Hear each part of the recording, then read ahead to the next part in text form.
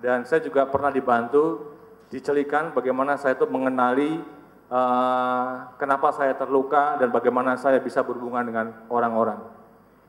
But before we do that, let's start with the perfect example of serving in the Bible. Tapi sebelum ke sana, mari kita mulai dengan satu contoh yang sempurna dalam Alkitab. Jesus said, "But the Son of Man did not come to be saved, to be served, but to serve and give his life as a ransom for many." Itu dari kitab Markus 10 ayat 45 ya. Yeah. So, how did Jesus did it? Where did he start? Jadi bagaimana Tuhan Yesus melakukannya dan di mana Tuhan Yesus memulainya? Okay. Remember, Jesus confirmed that he was God when the Holy Spirit came to him when he was 30 years old.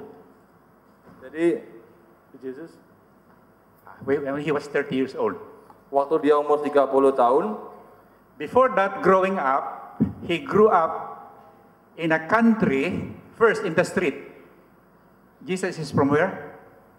Nazaret. Nazareth is a small street in Israel with 11 houses. Jadi Nazaret itu sebenarnya kota kecil di Israel itu dengan 11 rumah, dengan hanya 11 rumah. And Israel is under the colony of Rome. Jadi Israel di bawah kekuasaan Roma pada waktu itu. If you, like me, grew up in a colonial country, we have developed a mindset that really degrade us and lower our image and self-respect. Jadi kalau kita tumbuh dan berkembang dalam negara yang di bawah kekuasaan koloni, itu akan membawa mindset kita itu menjadi kita berpikir secara degradasi dan merendahkan kita punya citra diri. The Spaniard did it to us for 400 years. The Spaniards. Oke. Orang-orang Spanyol itu menguasai mereka. Jadi is it in Philippines? Yes. Ya, selama 400 tahun mereka menguasai Filipina. So after 400 years and treating us like dogs, how do we see ourselves? Jadi selama 400 tahun kami diperlakukan mungkin seperti anjing begitu. Jadi bagaimana kita bisa mempunyai citra diri yang baik? Yeah, they take our lands, Mereka property. mengambil kehidupan kita, They take our golds and brought it to Spain. mengambil emas-emas kita dan dibawa ke Spanyol. And you guys were under Dutch. Dutch. How did the Dutch treated you? 350 years. How long? 350 years. So when you see a white man and as you see an Asian, when you talk to them, what goes to your mind? Kalau kita lihat, karena kita dijajah oleh Belanda selama 350 tahun, Is there any difference? kalau kita lihat orang kulit putih itu, apa yang kita pikirkan dalam pikiran kita? Apakah ada perbedaan? Yes? No? Iya. When you see a black man like Brother Wilson, what goes to your mind? Kalau saudara lihat orang yang agak hitam gitu seperti saudara Pastor Wilson, gimana coba? But let me reflect about the background of Jesus as a human being. Jadi mari kita melihat kepada Yesus waktu Yesus sebagai manusia biasa. So forgive me for speaking like this to our Savior. Forgive me from speaking like this to our Savior. Saya minta maaf kalau saya bicara begini mengenai juru selamat kita ya. But when he was 7 years old, Waktu Yesus, when he was 7 years waktu old, Yesus umurnya 7 tahun, imagine it. coba bayangkan, Let me expand my imagination. And his mother and Jesus were talking, and the mother was talking to the son. coba bayangin ketika ibunya berbicara waktu dia umur 7 tahun, See the mereka saling picture? berbicara. Now, the first thing that Mary told Jesus says, Jesus, son, your dad is not your father.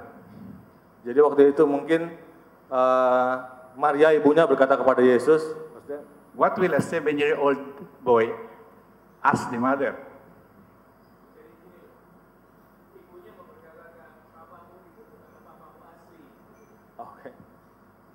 Are we communicating here?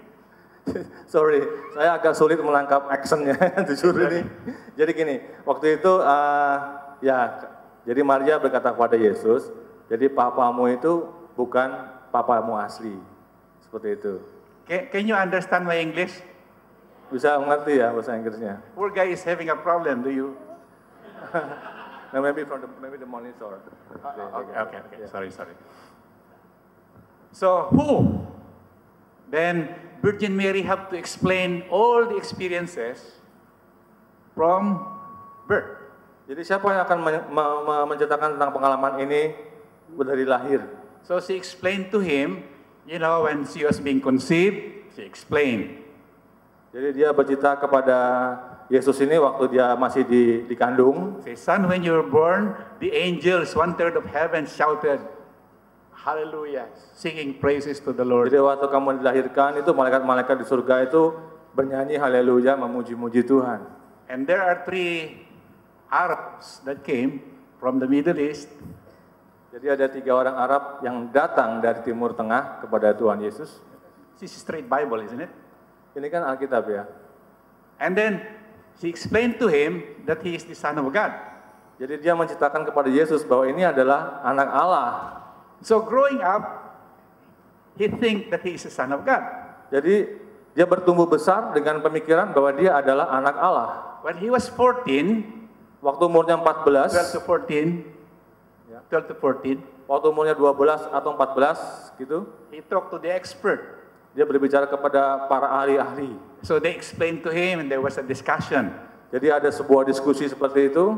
And